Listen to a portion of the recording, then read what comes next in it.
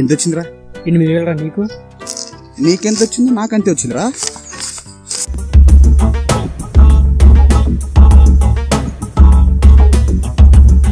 ఎవరిచ్చారా మీకు డబ్బులు? అలా లెక్కేసుకుంటున్నారు. ఓ పార్టీ 5,000 ఇచ్చింది, ఓ పార్టీ 3,000 ఇచ్చింది. మరి నీకు? నాకు ఎవరిచ్చారు? నాకు వాళ్ళే ఇచ్చినారు. అరే మీరంతా మా నిజాయితీ గల పార్టీ, జై జనసేన, జై పవన్ కళ్యాణ్ అంటూ గుండెలు పగిలిపోయేలా కొట్టుకుంటారు కదరా.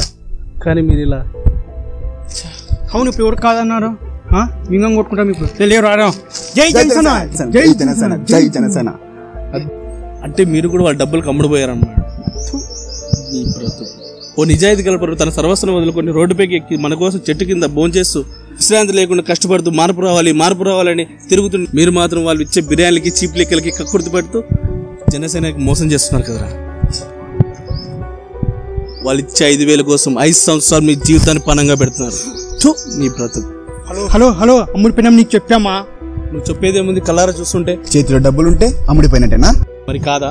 కాదు, మా డబ్బులు మళ్ళీ తీసుకున్నాం మేము. పోయిన ఎలక్షన్కి వాళ్ళు ఓటేసిన పాపానికి వాళ్ళు మమ్మల్ని పిక్కో తింటున్నారు, ఇప్పుడు కక్కుతున్నారు. అయినా మన దేవుడు చెప్పాడుగా వాళ్ళు డబ్బులు ఇస్తే తీసుకోమని. ఆ డబ్బులని మనవే అని, కానీ ఓటు మాత్రం జనసేనకే వేయమని చెప్పాడు. మా పవన్ అని చెప్పాడు, మేము ఫాలో అవుతున్నాం. అయినా ఒకసారి జనసేన జెండా పట్టుకున్నాడు నీతికి నిజాయితీకి ఎప్పుడు అమ్ముకోపోడు. అది జనసేన జెండాకున్న పొగురు పౌరుషం. ఇప్పుడు చెప్పు, డబ్బు తీసుకోవాలా వద్దా?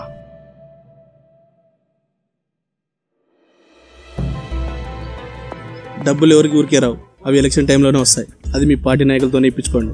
జనసేనకే ఓటేయండి, గ్లాస్ గుర్తుకే ఓటేయండి. జై జనసేన.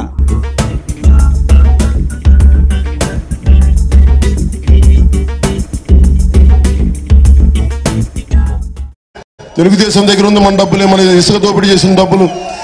వైసీపీ వాళ్ళ దగ్గర ఉన్నది గతంలో చేసిన డబ్బులు చాలా వేల కోట్లు ఉన్నాయి. మీరు తీసుకోండి డబ్బులు. అంటే నేను ఎందుకు చెప్తానంటే చాలా మంది నచ్చదు నేను చెప్పే మాట.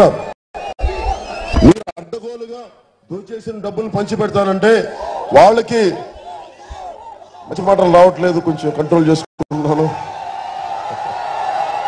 ఇవి డబ్బులు ఇస్తానంటే మీ ఇష్టం, మీ మనసుకి ఏమనిపిస్తే చేయండి, కానీ ఓటు మటుకు జనసేన బుద్ధి. మీరేం జాలి పడక్కర్లా. వాళ్ళు శివుడి మీద ఓట్లు, రామాలయంలో ఓట్లు,